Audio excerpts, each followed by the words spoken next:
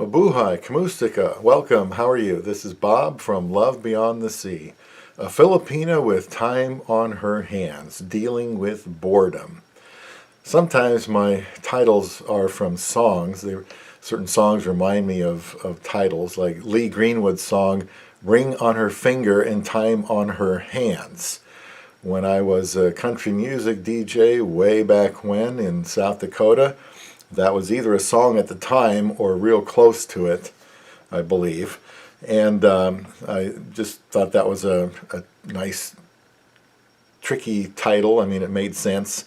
And so, ring on her finger, time on her hands. Point is, a woman is married, especially a Filipina, she needs to be active, because if she's not, the homesickness could really do her in. So how to deal with the boredom part, let's just talk about that a little bit. Your fiancé or wife just flew halfway across the world, and she likely will have a severe case of homesickness.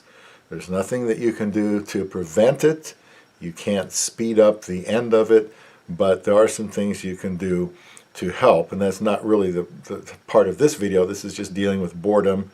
It's one aspect, and usefulness is something to focus on to help deal with the boredom. Is usefulness. The last thing you need is for her to be alone with a lot on her mind and missing home. She's been thinking about that all the way up here from her country on those planes and the layovers, and then she gets to the United States and she's missing everybody, and let's say you're gone at work and she's sitting there and she could be thinking, what have I done?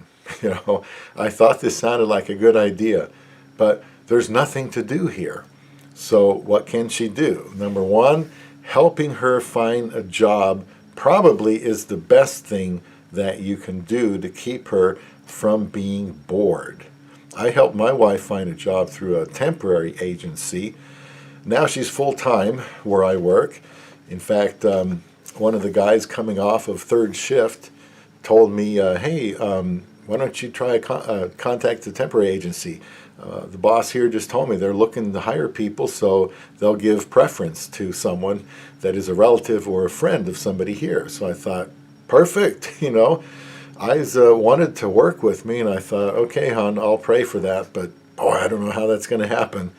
And sure enough, God brings this guy right up my path, and he tells me how it's going to happen. So we did that.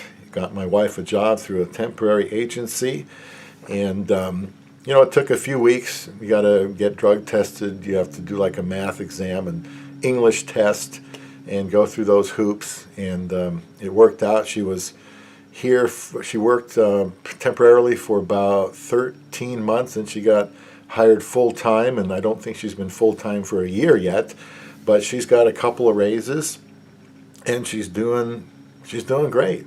She's working about 50 to 55 hours a week, and she's one of the few that actually likes 12-hour days.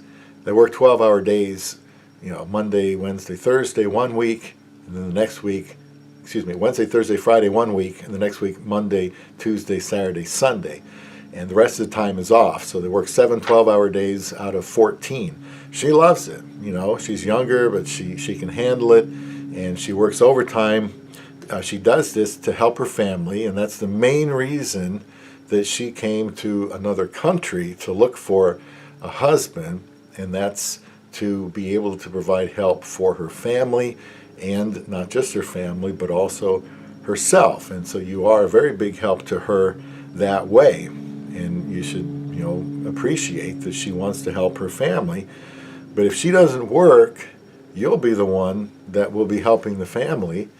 And if you can't afford to do that, certainly she wants a job. If she's been working, she's going to want to work here in your country. So help her find a job, and she won't have time to be bored if she has a full-time job. And she can even think about what she can do with the money. She'll have money for her purses or shoes or clothes and makeup and things like that, and she'll be in seventh heaven. Also, friends. When she's not working, it's nice to have some friends that she can spend time with. This may take a while because she doesn't know anybody, but get her to church, and hopefully, in time she'll meet some women from church that will be able to provide good friendship for her and keep her grounded. I'm, of course, as her husband, very concerned about who influences her. I want her influenced by the right type of people. And, before I even, when I got back from marrying her, before she got here, I started looking around, asking around for anybody that knew some Filipinas or some Philam couples, to find somebody that she could be friends with. And my pastor knew of somebody. I contacted him, just said, hey, here I am, this is my name, I married a Filipina, just like you.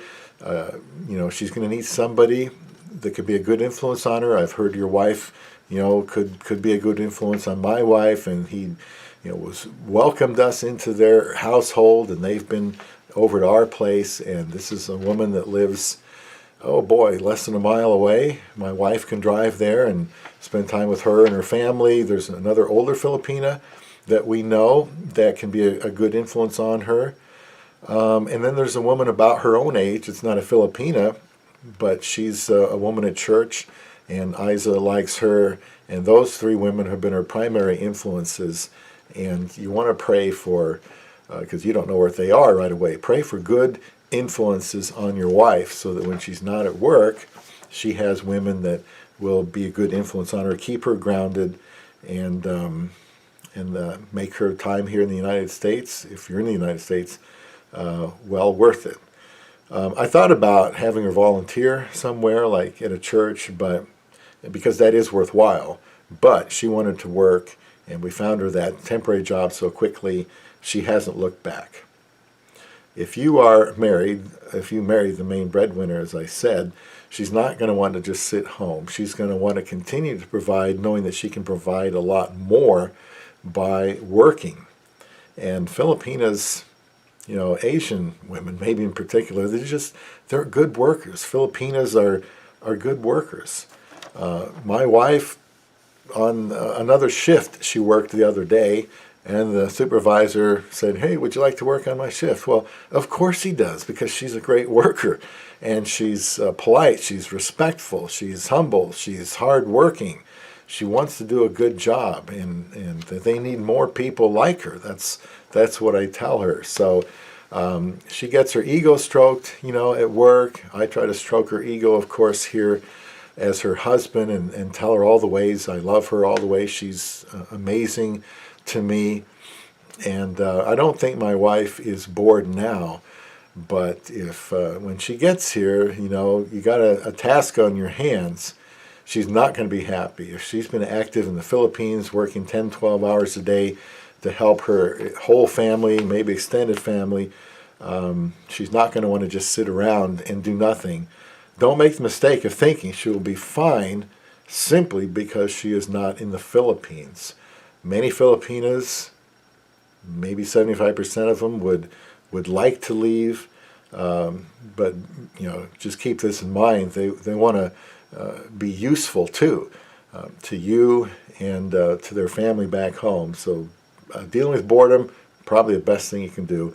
Help her find a job. So be aware of this now before you bring over your love beyond the sea.